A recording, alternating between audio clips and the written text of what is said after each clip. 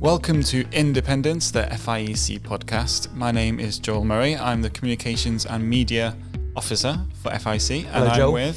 Are you with Adrian Reynolds? I'm Head of National Ministries for the FIEC. Hi, Adrian. We're just back from 5 of our leaders' conferences, and we almost recovered. It felt like a lot more, didn't it? Yeah, definitely. Just they did seem to go on in terms of time, but they were a great joy. But fantastic, yeah. Yeah, great fun. However, the conferences are not over.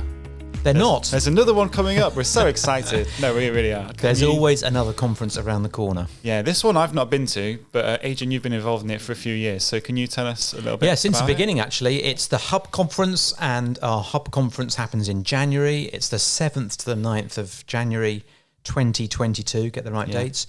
And the Hub Conference really, Joel, is for people who are thinking about ministry or just starting out in their journey into ministry. So we wanted to put on something which would enable folks, maybe individuals if they're not married, but couples as well if they're married, who are seriously thinking about ministry, to come and have space to reflect and to pray, to get some counsel from others, and just to think about whether ministry is for them, and also to think about what some of the joys of Christian ministry are, but also to be realistic about some of the costs of Christian ministry, because we ought to go into ministry with our eyes open. Who would this be for? Is it just people who are kind of maybe graduated, thinking, oh, ministry sounds like something I want to do? Or well, it might be. I think the onus really is on church leaders to send people. So we believe in the local church, and one of the things actually we're very clear about with the Hub is it's not a selection conference. So it's not like an Anglican selection conference where you send off your candidates and then they come back, with a tick or a cross. It's not that. So the local church is responsible for, I think, sending people out to train and into the mission field.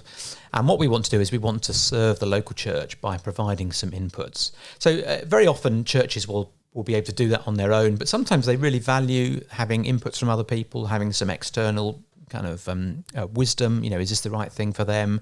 What sorts of things they need to be thinking about? So really, it's for any individual or couple that a church is thinking, these people might be, they might be suitable for ministry. Perhaps it's just at that very early stage where they're thinking, as a church leader, we want to sow a seed with them. Or it might be for someone where you actually decided, yes, we are going to do something. We're not quite sure how we're going to do it yet, but we are going to do something with them. It might even be for individuals who have just started in first or second year of college, that sort of stage. It's for a wide range of people. And people come having made the decision, having not made the decision, unsure. Interestingly, some people leave clearer that ministry is not for them. That's a good result, by the way. Or that ministry is for them and wanting to take the next step. Yeah, is it just for kind of pastors and Yeah, good question. No, it's not. It's for anybody really who's going to undertake gospel work. Yeah, and we've had women's workers, we've had youth workers, we've had missionaries. So we've sometimes had couples that churches are thinking about sending out onto the overseas mission field. So it's really anybody that the church is thinking of setting aside for ministry. Part-time, full-time, doesn't really matter. And we've had people at different ages as well. So we've had people who have come kind of post-early retirement.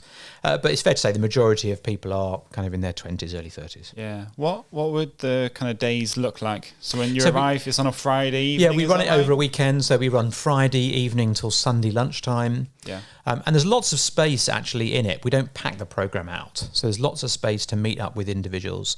And we have some formal teaching sessions and some worship together. We have some seminars. And then what we do is we pair up everybody who comes with an experienced ministry individual or a couple, if you come as a couple, so that you can spend some time with them, you can hang out with them.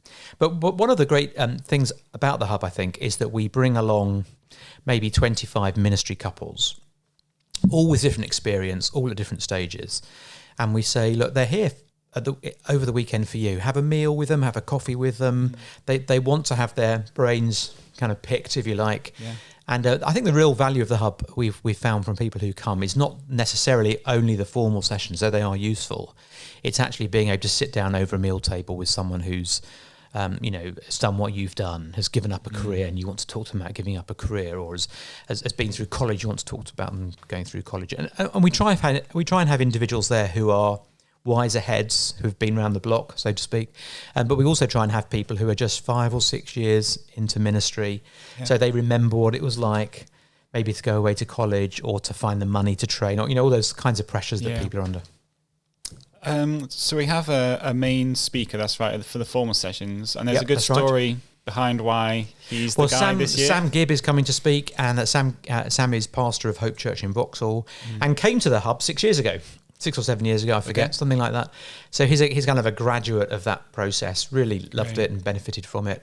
And he's a great preacher, and I thought, why not have him back? Not only to preach to us, but also he and his wife Charlie are coming to be a help to us to think about, some of the questions that they've faced as they've taken a family into inner city London and so on. So yeah, it's great to have Sam with us. Yeah. So if I am someone in a church, I'm thinking about church ministry, and I'm listening or watching this, what's my kind of next step as a Well, the first thing is to talk to a church leader. Yeah. You can't come without the blessing of your church leaders, and that's really important to us. First of all, because we just don't want people who are kind of speculatively thinking about ministry without the backing of their church. But perhaps more importantly for us, we don't want to undermine the local church.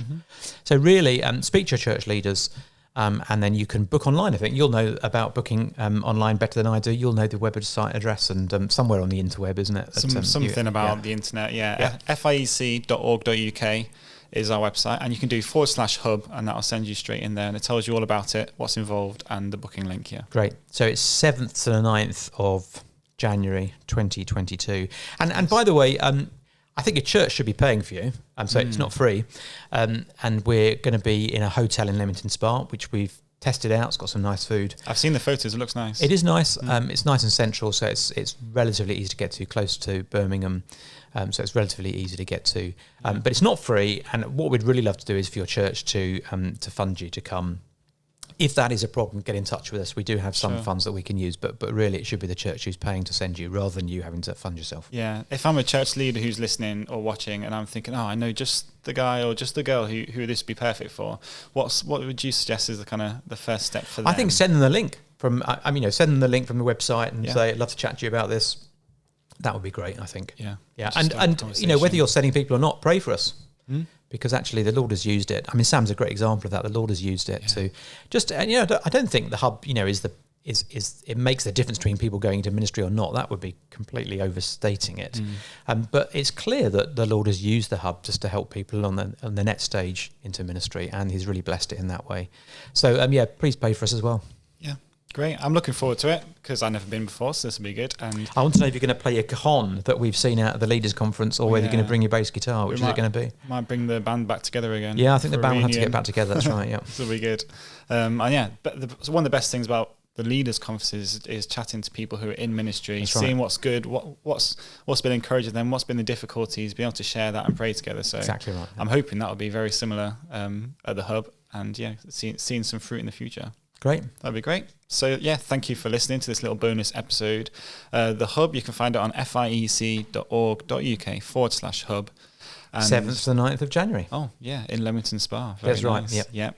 And we'll be posting more episodes on this podcast coming up in the weeks to come. So make sure you subscribe and follow us on YouTube for the videos. Thanks very much, Joe. Thank you, Adrian.